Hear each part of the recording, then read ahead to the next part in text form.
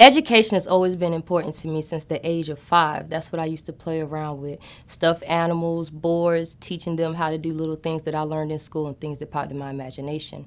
When I started teaching in 2005, I had the opportunity to work in an alternative school where a lot of these students came from a very diverse, troubled background, hence at-risk youth, urban population.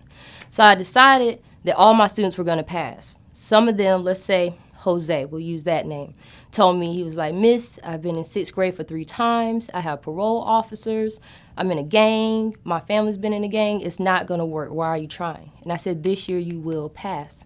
So they were telling me that when they're not in school, a lot of times they're on the block doing things that I would tell them, you know, preferably you should stop. But at the same time, you can't judge where these students are coming from, and I knew that. So I met them where they were. And I created something called handheld notes, literally, notes that fit right here in the palm of your hand. The directions were simple. Whenever you're doing what you're doing, in between those things that you're doing that I prefer you don't do, put your hand into your back pocket very simply. Pull out these notes. It fits just like this. Study. Then whenever you got to do what you got to do again, close your hand, put it back in your pocket. That way the problem that you're telling me of people picking on you or you might get beat up or all these other things that are even more negative than what you're already doing may impact you, nobody knows that you're studying. Nobody. And then you can still pass. These students told me I was crazy, and I was like, yes, I'm crazy because you're going to succeed this year. That's what you're going to do.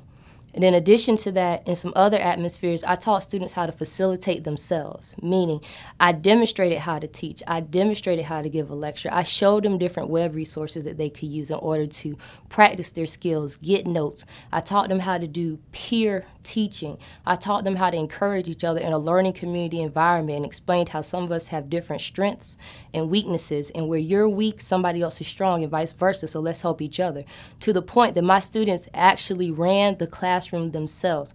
And through these 2 simple techniques, along with a plethora of others that I could go on and on and on about, these students mastered their mathematical skills, increased their reading and their writing abilities.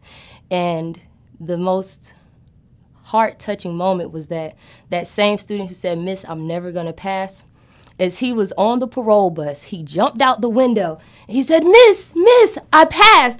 And I said, "Good job, Jose, but get back in the bus because you're already going to the detention center. I don't want you to get in more trouble."